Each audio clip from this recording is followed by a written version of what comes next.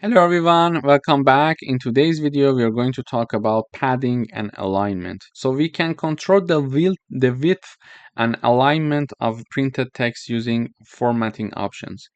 In order to use the right align numbers, we can use the print function and then use the F keyword and then the quotes. And inside curly braces, I type down 1, 2, 3. So 123 is the number that I would like to have it in the output. Then colon larger than 5. This colon larger than means that I would like to align my number to the right side, and the output is padded to a width of 5. Aligned to the right is this one, and this is the number. Oops, sorry. This is the pad to a width of 5. So when I run this code, you see number 123 is being printed, but instead of having 5, if I type down, for example, 15, it is moving to the right more than before. So if I type down 25, it moves to the right more. So this is how we use the right align. In order to use the left align,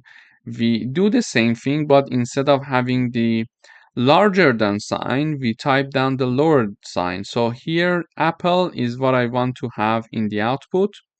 Then I'm having this colon lower than, and then numbering it 10. So it is going to be left aligned because of colon lower than sign, and then with a width of 10 because we're typing down the number there. And if we are willing to have the alignment and the padding, we need to put it in the curly braces here. And then I type down the rest of my message, for example, is delicious. So when I run the code, you see apple with some space, then is delicious. The space comes from this part, okay, with the padding of 10. For example, if I type down 20 and I run the code, you see the space is more now. So if I type down, for example, 5, the space should be less. As you see here, we can play with the space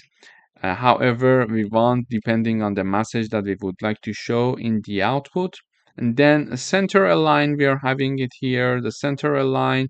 I would like to type down the center in the output. We see it here. Then we type down the colon and the hat sign and the width that we would like to use. So when I run this code, I'm having center here. But if I type down, for example, 20, the center will be moving to the right. If I type down, for example, 40, the center is now here. So this is a very useful way for you if you want to use the alignment first and you would like to do padding in Python. So you would like to move and shift your text to left, to right, or to center. This would be very useful. Thank you for watching.